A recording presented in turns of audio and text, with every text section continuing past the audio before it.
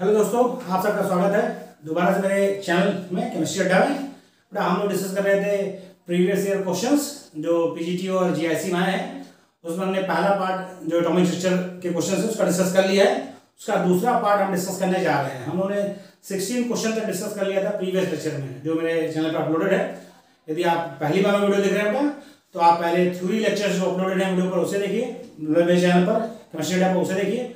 उसके बाद आप क्वेश्चंस करिए, क्योंकि यदि आप थ्योरी अच्छे से समझ जाएंगे क्वेश्चंस करना और समझना आपके लिए इजी होगा। ओके, स्टार्ट करते हैं।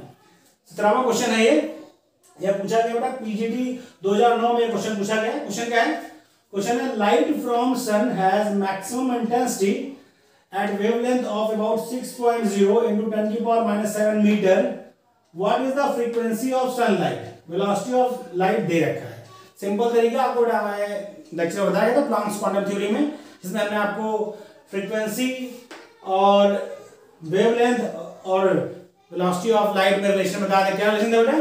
वो था आपका new equal to C by lambda. ये रिलेशन आपका प्लांक्स क्वांटम थ्योरी से आया था।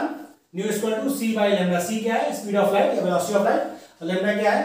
जो आपका ये मार है उसका वेवलेंथ, तो उसकी फ्रीक्वेंसी आपको मिल जाएगी। सी क्या दे रखा है बेटा? सी देखा है 3 × 10⁸ डिवाइड बाई लैम्डा कितना दिया? मीटर में दिया बेटा, क्योंकि ये मीटर पर सेकंड है तो यूनिट सेम होगी तभी घटेगा। तो ये क्या बेटा आपका लैम्डा क्या है? 6 × 10⁻⁷। बेटा देखिए ये आपका हो गया 2, ये -7 है, ऊपर जाएगा प्लस हो जाएगा, तो ये हो जाएगा आपका 1/2 × 10⁸ प्लस 7। 8 7 कितना होता है? 15, यानी 0.5 × 10⁻15। या इसको हम कर सकते हैं 5 × 10⁻14।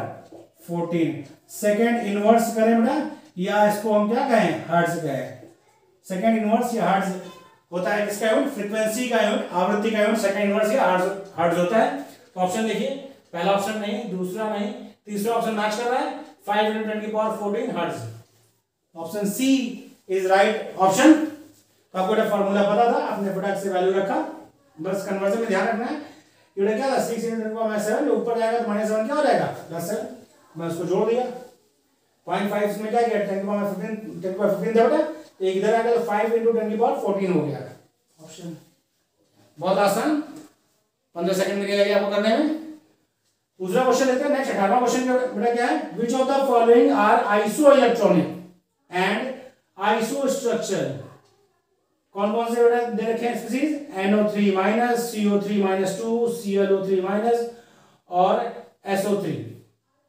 इन चारों में पेयर बना के बेटा 4 ऑप्शन दिए हैं। आपको पहचाना है कि कौन सा जो पेयर है वो आइसो इलेक्ट्रॉनिक भी और आइसो स्ट्रक्चरल भी है। तो आपको बताया था हमने, ये जो भी आइसो इलेक्ट्रॉनिक स्पीसीज होंगे वो आइसो स्ट्रक्चरल भी होंगे। यह क्वेश्चन पूछा गया पीजी 2009 में। पीजी 2009 में ये भी पूछा गया, ये दोनों क्वेश्चन पूछे गए। तो देखिए सिंपल तरीका है, आप चाहे यहीं पर निकाल लीजिए चाहे इस जगह पर, ये कोई दिक्कत नहीं है। ऑप्शन से स्टार्ट करते हैं, समझ बच जाता है। पहला ऑप्शन देखिए बेटा, नाइट्रोजन से स्टार्ट करते हैं। NO3- नाइट्रेट आयन है, ये क्वेश्चन में करा रखा है, थ्योरी में दिया हुआ है। नाइट्रोजन में 7 इलेक्ट्रॉन, ऑक्सीजन एक ऑक्सीजन में 8 इलेक्ट्रॉन होता है बेटा, तो 3 ऑक्सीजन है, 8 3 24 प्लस 1 कितना हो गया? 24 से 25, 25 5 3 2 32, 32 इलेक्ट्रॉन का इसमें हो गए। इसका देखते हैं, कार्बन में 6, कार्बन 6 इलेक्ट्रॉन होते हैं, एक ऑक्सीजन में 8 इलेक्ट्रॉन, 3 ऑक्सीजन 8 3 24। -2 का मतलब बेटा क्या होता है? -2 मतलब 2 इलेक्ट्रॉन बढ़ेंगे, तो +2 कर दिया और ये हो गया 32। क्या हो गया? 32। पहला ही ऑप्शन आपका मिल गया बेटा। पूछा था iso electronic, NO3-2 nitrate ion में 32 इलेक्ट्रॉन है और कार्बोनेट आयन में 32 इलेक्ट्रॉन है, इसलिए क्या है? ये आइसो इलेक्ट्रॉनिक है। और साथ ही आइसो स्ट्रक्चरल क्यों है बेटा? वहां हमने बताया बहुत ज्यादा। NO3 का हाइब्रिडेशन भी sp2 होता है और CO3 का भी sp2 होता है। दोनों का हाइब्रिडेशन sp2 होगा और शेप क्या होगा? Trigonal planar. तो ऑप्शन ए आपका सही आंसर है। यदि यहां पर ना होता तो हम आगे बढ़ते, इसमें निकालते बेटा। इसका देखिए आप, ऑक्सीजन का 8 होता है, 8 3 24, और इसमें कितना होता है? सल्फर का 16, 24 16 कितना हो जाएगा? 24 6 30 10 40, इसका 40 और इसका 32, तो ये मैच नहीं करेगा, तो सबको चेक कर लेंगे। फिलहाल पहला ऑप्शन इसका सही है, क्योंकि जो आइसो इलेक्ट्रॉनिक होगी आइसो स्ट्रक्चरल भी होगी। ओके, बात क्लियर हो गई। क्वेश्चन नंबर 19 हम देखते हैं बेटा, बहुत आसान तरीका है। यह क्वेश्चन पूछा गया पीजीटी 2010 में। क्या है क्वेश्चन, बहुत ध्यान से पढ़िए। क्वेश्चन में जब भी आपको मिले बेटा थोड़ा पढ़ते समय ध्यान रखिए, क्योंकि वहां पर आपसे पढ़ने में नहीं, बार क्वेश्चन सही से पढ़ लिया और समझ लिया तो आंसर सही हो जाएगा। क्या क्वेश्चन कह रहा है देखिए, विच of the following electronic configuration is not possible. समझिए क्या कह रहा है, not possible, not correct, incorrect, इसीलिए पढ़ते समय पहले अंडरलाइन कर लीजिए, ताकि आप जब क्वेश्चन मतलब ऑप्शन चूज करें तो आपसे गलती ना हो। यही छोटी मोटी सिली मिस्टेक्स होती है जिससे सिलेक्शन रुकते हैं। आपकी तैयारी अच्छी होती है और आपसे 2-4 क्वेश्चन कहीं पढ़ने में या बबल्स काला करने में गलत हो जाते हैं और सिलेक्शन हो गया, जब तक नहीं हो रिजल्ट आता तब तक मन में टीस रहती है। सिलेक्शन हो गया तो आदमी भूल जाता है, यदि नहीं हो पाया तो वही क्वेश्चन को हमेशा याद रहते हैं। तो क्वेश्चन आपसे गलत ना हो, सिली मिस्टेक से कहते हैं, ह्यूमन एरर यूज करते हैं, वो नहीं होना चाहिए, उसको आपको कम करना है। उसका तरीका है ये, क्वेश्चन पढ़ने में सावधानी बरतें और जहां आपको लगे उससे केयरफुल उसको अंडरलाइन करें, तब ऑप्शन की तरफ जाएं।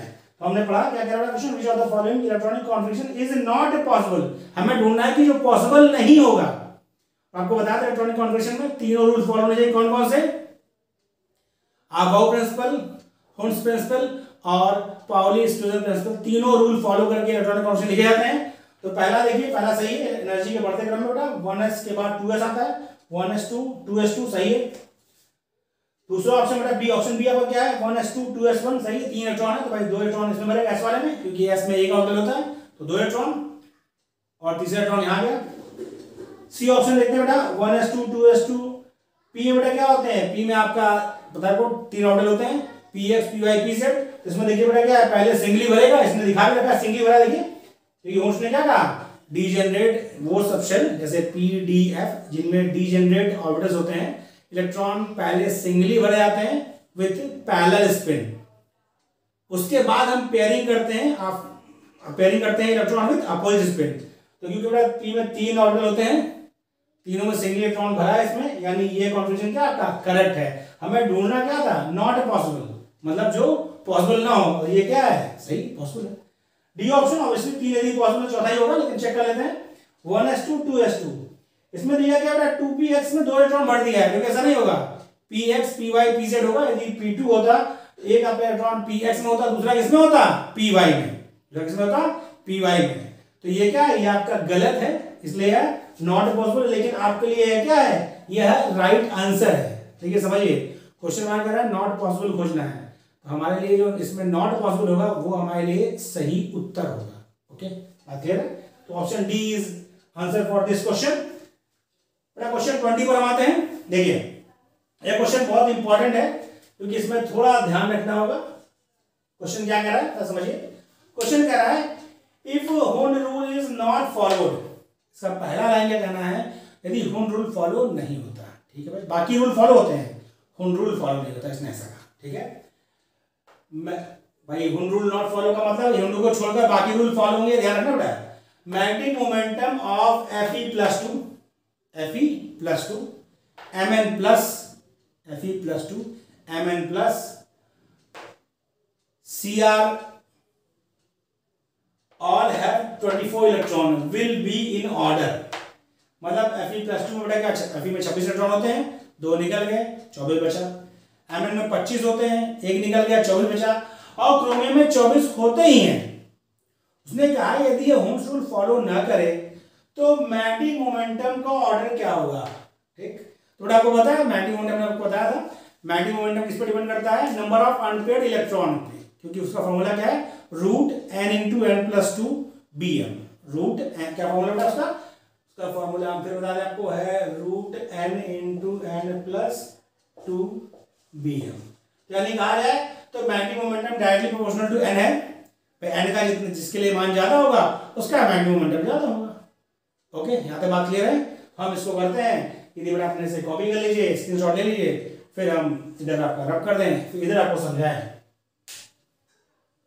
स्क्रीनशॉट ले लिया बेटा, चलिए लो इस साइड इसको रब कर दें, फिर समझते हैं। अच्छा क्वेश्चन है, आप खुद से ट्राई करिए, तब तक खुद से कोशिश करिए, फिर हम बताते हैं इसे कैसे सोचना है।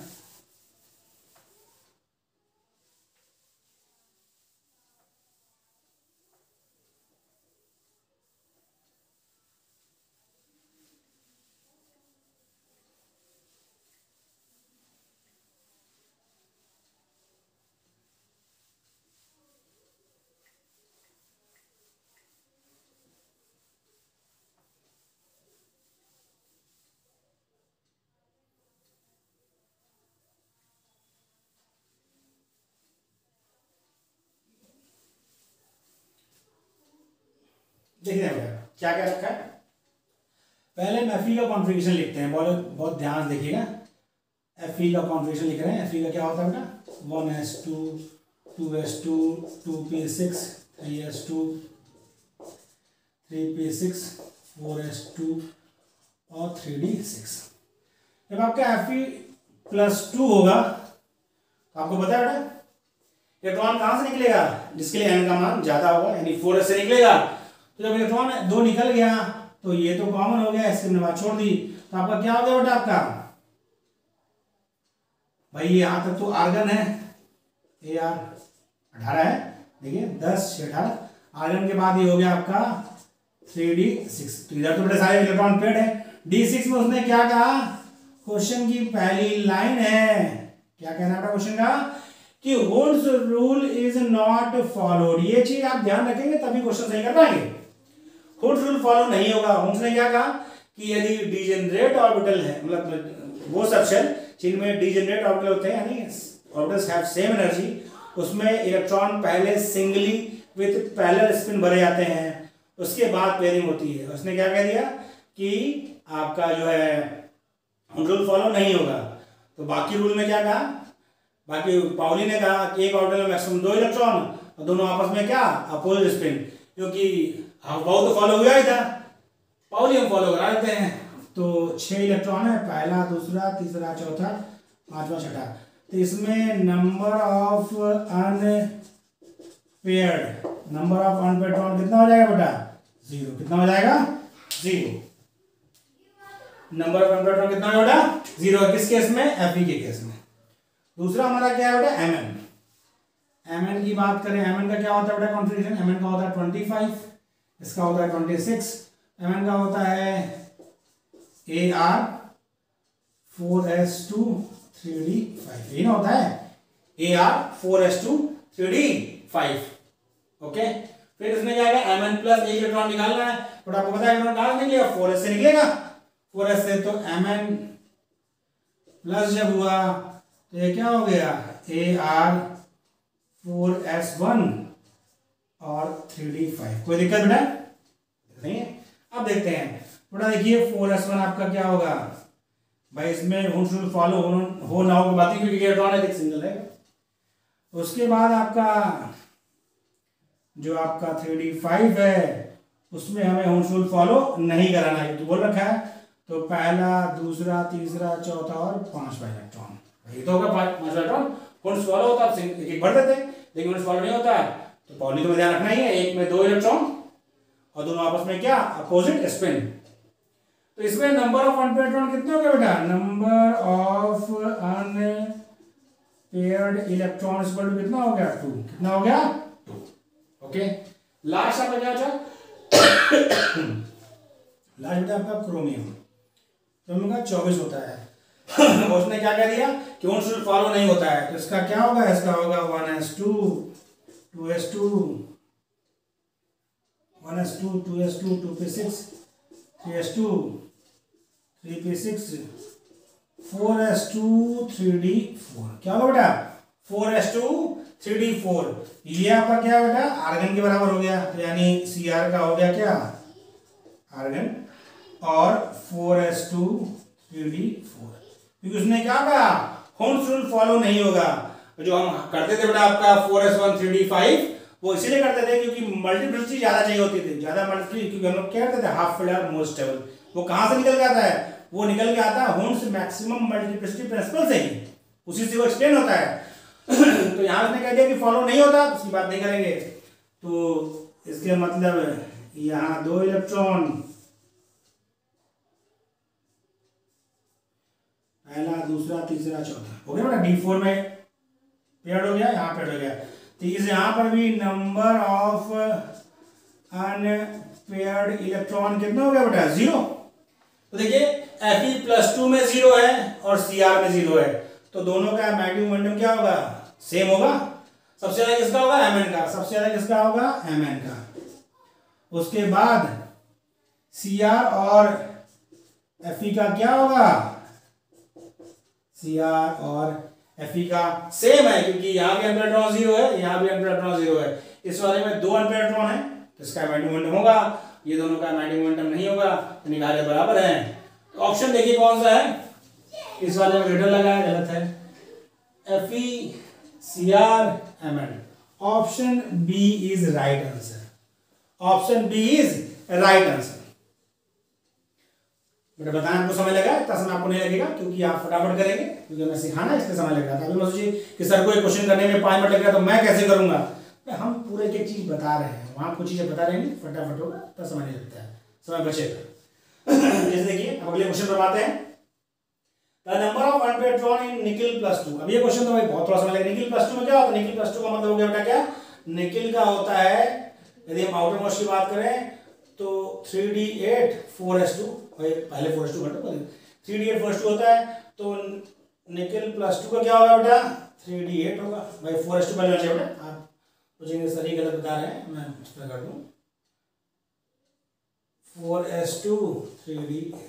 ओके, तो बेटा 3d8 है, 3d8 का मतलब कितना हो गया अनपेयर्ड इलेक्ट्रॉन। d8 में बना रहा हूं, देखिए यहाँ पर इसी जगह देख लीजिए, ज्यादा स्पेस नहीं ले रहे हैं। पहला, दूसरा, तीसरा, चौथा, पांचवा, छठा, सातवां, आठवां, 8 इलेक्ट्रॉन हो गए। ये साफ साफ 2 अनपेयर्ड दिख रहा है, कितने हो गए Na+2 में 2 अनपेयर्ड इलेक्ट्रॉन होंगे, कितने होंगे 2 अनपेयर्ड इलेक्ट्रॉन होंगे। Option C is right. कितना समय लगेगा आपको, मुश्किल 10 से 12 सेकंड। निकल आपको कन्फ्यूजन पता है, 2 इलेक्ट्रॉन निकाला Na+2 का, तो आपको बताया 3d8 होता है, 3d8 का मतलब 2 अनपेयर्ड होगा। ठीक हो गया, समय बचा, यही समय यहाँ पर यूज हुआ होगा। ठीक, अगला देखिए बेटा, ये क्वेश्चन पूछा गया 2010 में, कब पूछा बेटा 2010 में, ये वाला भी 2010 में, ये वाला भी 2010 में। ओके, नेक्स्ट क्वेश्चन देखिए, क्वेश्चन क्या है बेटा, which is radioactive isotope of hydrogen. देखिए इससे पहले हमने आपको पीछे क्वेश्चन निकालने का पूछा गया था कि हाइड्रोजन की कितने आइसोटोप होते हैं, उसी का दूसरा पार्ट पूछ लिया कि रेडियोएक्टिव कौन सा है। ऑप्शन देखिए, तीनों दे रखा है, प्रोटियम, ड्यूटेरियम, ट्राइटियम, तीनों आइसोटोप दे रखा है, और last option all of these में लिखा है। तो कभी ऐसा होता है ना कि आप जल्दबाजी में सोचते हैं ऑल ऑफ दीज सही होगा ना बेटा, देखिए क्वेश्चन पढ़िए, आंसर सही हो जाएगा। तो आपको कई बार हमने बताया कि ट्राइटियम 1 मिक्स ना हो, ये वाला 1s3 ट्राइटियम आपका क्या होता है, यही एक रेडियोएक्टिव है। हमने आपको जब बताया आइसोटोप में, पिछली बार भी जब हमने क्वेश्चन आया तो भी बताया था कि ये आपका आइसोटोप क्या होता है, सॉरी ये वाला आइसोटोप जो हाइड्रोजन का है वो रेडियोएक्टिव है। ये ड्यूटेरियम है, ड्यूटेरियम से क्या बनता है, हैवी वाटर बनता है, जो न्यूक्लियर रिएक्टर्स में एज अ मॉडरेटर यूज करते हैं, न्यूट्रॉन मॉडरेटर यूज करते हैं, और ये आपका तो प्रोटॉन है। अगला नेक्स्ट क्वेश्चन देखते हैं बेटा, हो गया, कोई दिक्कत नहीं, बैठा हुआ क्वेश्चन है, आराम से आपको पता चाहिए। हाइड्रोजन के 3 आइसोटोप, प्रोटियम, ड्यूटेरियम, ट्राइटियम, और ट्राइटियम क्या होता है, ट्राइटियम रेडियो एक्टिव होता है, ड्यूटेरियम से बनता है हैवी वाटर D2O, जो इस्तेमाल करते हैं कहाँ, न्यूक्लियर रिएक्टर्स में एज अ मॉडरेटर, किसके लिए, न्यूट्रॉन्स की स्पीड को कम करने के लिए। ओके, यहाँ तक बात हो गई। अगला बढ़ते हैं, क्वेश्चन नंबर 23। ये क्वेश्चन पूछा गया पीजीटी 2013 में, इसमें पूछा गया पीजीटी 2013 में। क्वेश्चन क्या है, 4s orbital has lesser energy than 3d orbital because it has. तो बेटा 4s में देखिए ऑप्शन n और l के टर्म में दिया है, तो आपको हमने पढ़ाया था तीनों, उसमें एक प्रिंसिपल पढ़ाया था, बोर-बरी प्रिंसिपल। क्या पढ़ाया था, बोर-बरी प्रिंसिपल। क्या कहता है यह कहता है वही आपका आव-बाव रूल है, उसके साथ ही है, दोनों एक ही चीज है, दोनों का मतलब एक ही है कि इलेक्ट्रॉन्स सब शेल में एनर्जी के बढ़ते क्रम में भरे जाएंगे। यह आव-बाव ने कहा, उसका ऑर्डर दिया 1s 2s 2p 3s 3p 4s 3d, ये ऑर्डर दिया। बोर-बरी ने क्या कहा, बोर-बरी कहना था कि इलेक्ट्रॉन सब शेल में n+l के बढ़ते क्रम में बढ़ जाएंगे, क्योंकि एनर्जी का ऑर्डर जो है इसी क्रम में बढ़ता है, higher the n+l value higher the energy. Okay, तो हम देखें 2 ऑर्बिटल में मिले हैं 4s, इसके लिए n का मान 4 और s के लिए l का मान 0, तो यहाँ पर बेटा n+l कितना हो गया, n+l का मान यहाँ पर हो गया 4। क्या हो गया, 4 हो गया भाई, n4 l0। यहाँ पर देखिए n+l क्या हुआ बेटा, इस जगह पर n+l का मान क्या हुआ, n का मान 3 है 3d के लिए, और d के लिए l का मान 2 है, तो 5। तो बताया था बोर-बरी में, बोर-बरी ने क्या बताया था कि इलेक्ट्रॉन्स n+l के बढ़ते क्रम में भरे जाएंगे। तो सीधी बात है, जिसके लिए n+l का मान कम है वो पहले भरा गया, और इसके लिए n+l का मान ज्यादा है वो बाद में भरा गया। ऑप्शन देखते हैं, greater the value of on n ना, lesser the value of n+l सही है, ऑप्शन सी सही है, क्योंकि इसकी वैल्यू n+l की वैल्यू कम थी, इसीलिए लेस एनर्जी वाला है। पहले फिल होगा, और इसके लिए n प्लस एल की वैल्यू ज्यादा है इसीलिए उसके बाद फिल होगा। Option C is right. Okay, तो हमने देखा बहुत आसान है क्वेश्चन करना, बस आपको थोड़ा मैथमेटिकल क्वेश्चन मजबूत करना है और क्वेश्चंस की प्रैक्टिस करनी है कॉपी के लिए बेटा, फिर हम लोग आगे क्वेश्चन डिस्कस करते हैं।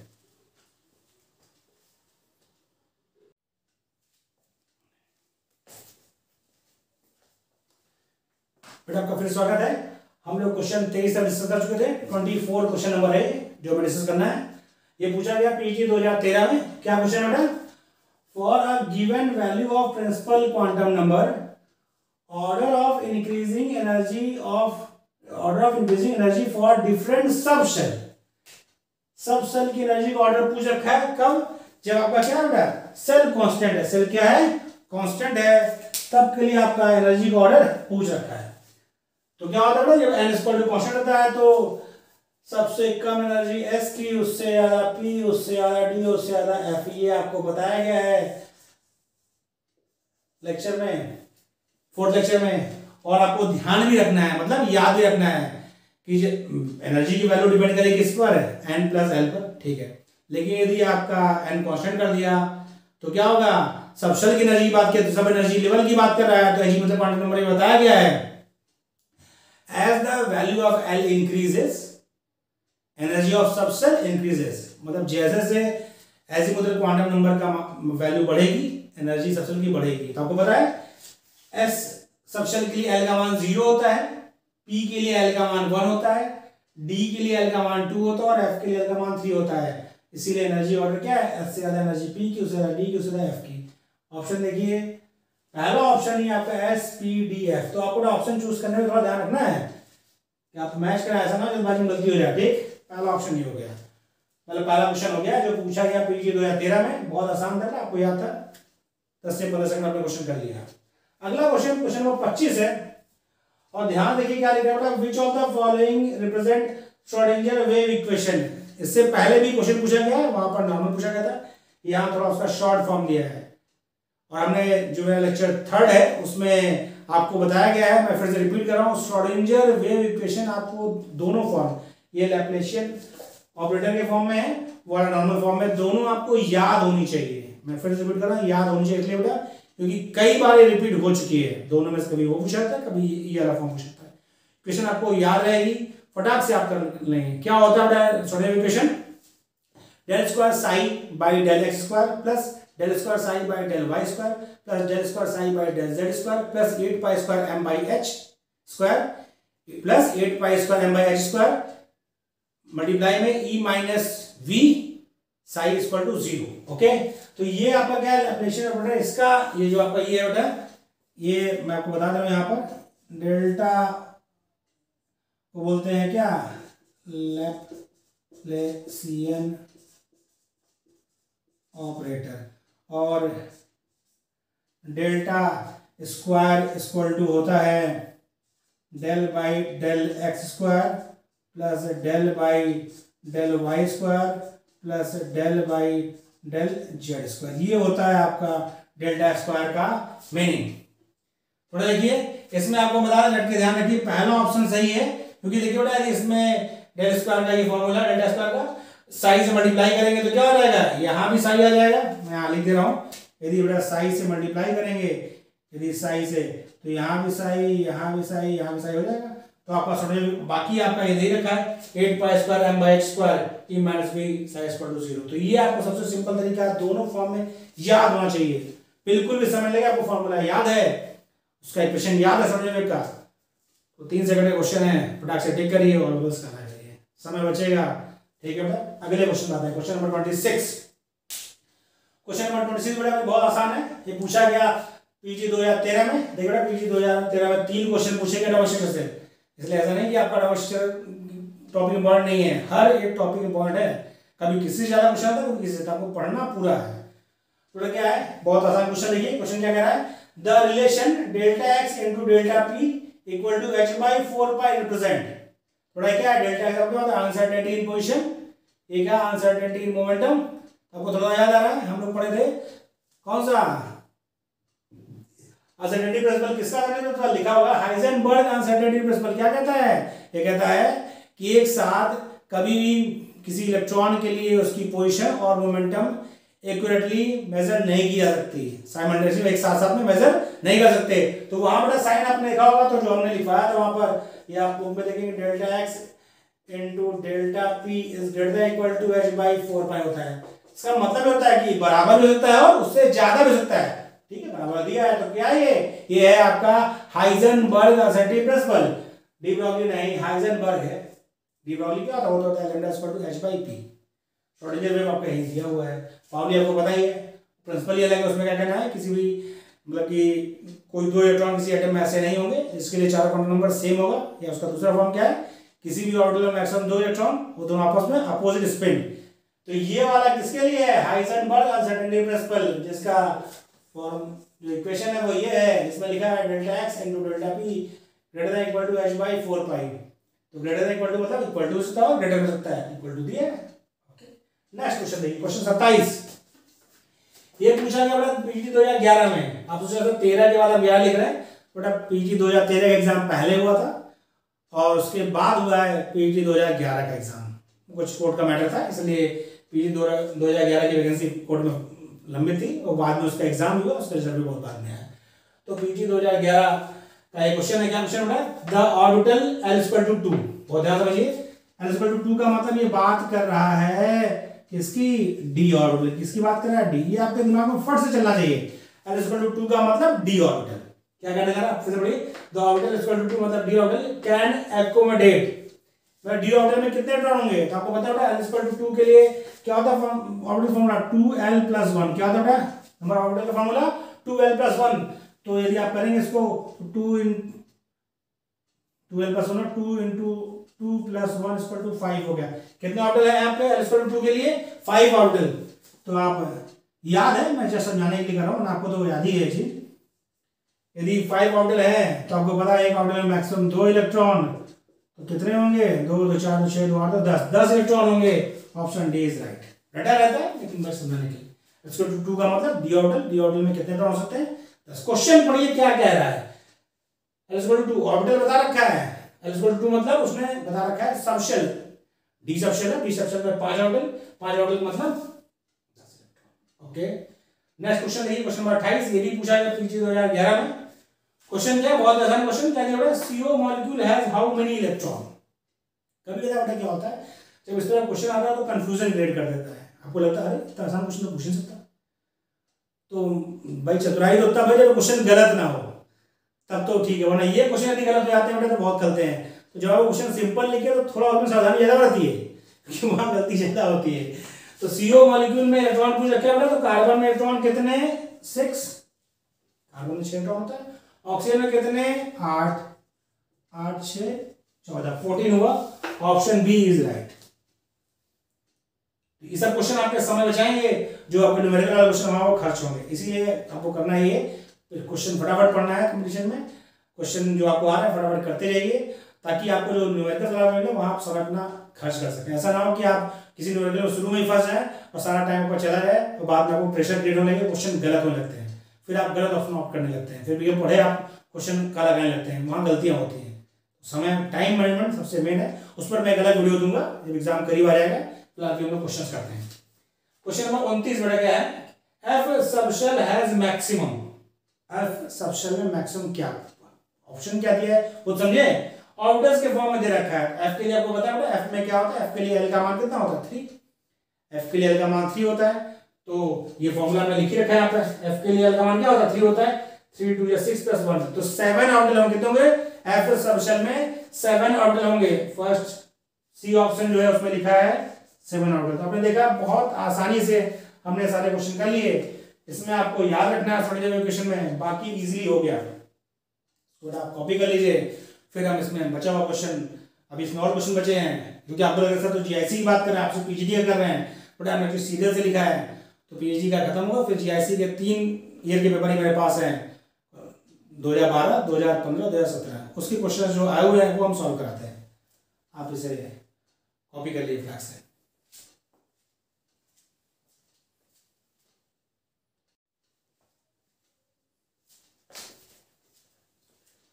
दोस्तों फिर से आपका स्वागत है।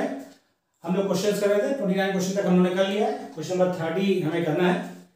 क्या क्वेश्चन बेटा देखिए ध्यान से, the maximum number of electrons in an atom for which the sum, क्या कह रहा है ध्यान से, the sum of their principal and azimuthal quantum number equal to 3। क्या कह रहा है, हमें मैक्सिमम नंबर ऑफ इलेक्ट्रॉन बताना है, किसके लिए, जिसमें प्रिंसिपल क्वांटम नंबर और एजीमुथल क्वांटम नंबर का सम जो जोड़ हो क्या हो, 3 हो। ठीक, हिट एंड ट्रायल मेथड कैसे करेंगे, पर देखिए हम यहां पर कर दे रहे हैं, जगह नहीं है नीचे समझ लीजिएगा, इस जगह हम कर रहे हैं। पर देखिए भाई n प्लस एल क्या कहा उसने, n प्लस एल का मान 3 हो, तो हम यदि सबसे बता दें तो क्या हो जाएगा। अब देखिए n प्लस एल का मान 3 हो, इसके लिए हम लोग स्टार्ट करते हैं। भाई n का मान 0 तो होता नहीं, n का मान क्या हो, 1 हो। यदि n का मान 1 होगा तो l का मान क्या होगा, 0। इस तरह से बचने तो पहले हम शुरू करते हैं l का मान 0 से, क्योंकि n 0 नहीं होता l 0 कर देते हैं। यदि n इक्वल टू आपका 3 हो और l इक्वल टू 0, तो 3 प्लस 0 3 होगा, 3 प्लस 0 क्या होगा भाई, 3 प्लस 0 इक्वल टू 3। तो ये वाली सेल कौन हो गई, ये हो गई आपकी 3s। क्या होगा बेटा, 3s। n प्लस एल इक्वल टू 3 है, हमने n को 3 मान लिया, l को 0 होता है, l 0 क्या होता है, s होता है, तो 3s हो गया। अब हम क्या करते हैं, n को 2 मानते हैं, n equal to 2, l equal to 1। भाई 2 प्लस 1 3 होता है, तो ये क्या होगा, ये होगा आपका 2p। नेक्स्ट आगे देखते हैं बेटा, यदि इसको हम 1 माने, n इक्वल टू 1, तो l का मान तो कभी आपका 2 होता नहीं, क्योंकि n इक्वल टू 1 के लिए l का मान क्या हो सकता है, सिर्फ 0 होगा। तो सिर्फ ये दो संभावना है, कब, जब आपका n 3 हो और l 0 हो, और दूसरा क्या है, n 2 हो l 1 हो। 2 प्लस 1 3, 3 0 3, यानी दो आपका हुआ कौन कौन सा, 3s और 2p, ये दो सबशेल पॉसिबल है। तो 2s में मैक्सिमम इलेक्ट्रॉन कितने होंगे भाई, एक ऑर्बिटल, तो इलेक्ट्रॉन कितने हो गए, 2। p में कितने होते हैं बेटा, 3 ऑर्बिटल, तो कितने इलेक्ट्रॉन हुए, 6, जोड़ो कितना हो गया, 8। यानी principal quantum number azimuthal quantum number का सम यदि 3 हो, उसमें कितने मैक्सिमम इलेक्ट्रॉन हो सकते हैं, क्योंकि दो सबशेल होगी, 3s और 2p, इलेक्ट्रॉन कितना होगा, 8। ऑप्शन देखिए, पहला ऑप्शन है 8, तो ऑप्शन ए क्या है, 8। 6 होगा नहीं, 4 2 गलत है। तो सबसे सिंपल तरीका, संभावना आपको हिट एंड ट्रायल मेथड है, आपको थोड़ा चेक करना पड़ेगा। n प्लस एल का मान 3 दे रखा है, तो हमने पहले इस्तेमाल इस तरह कहां शुरू किया, क्योंकि l का मान n से क्या होता है, छोटा होता है। भाई n यदि से l का मान क्या होता है, 0 से लेके n - 1 तक। हमने पहले 0 वाला ट्राई किया, l की वैल्यू कहां से कहां तक होती है, 0 से लेके n - 1 तक। हमने पहला l 0 मान लिया, n 3 हो गया, क्योंकि 3 प्लस 0 3 हो गया। फिर हमने क्या किया, n 2 3 मान रखा था, हमने कम कर दिया। यदि n का मान 2 कर दिया, तो l का मान 1 रखेंगे, तो 2p हो गया। अब इसके बाद यदि हम इसके कम करेंगे, n equal to 1, l equal to 2, तो ये पॉसिबल नहीं है, ये पॉसिबल नहीं है।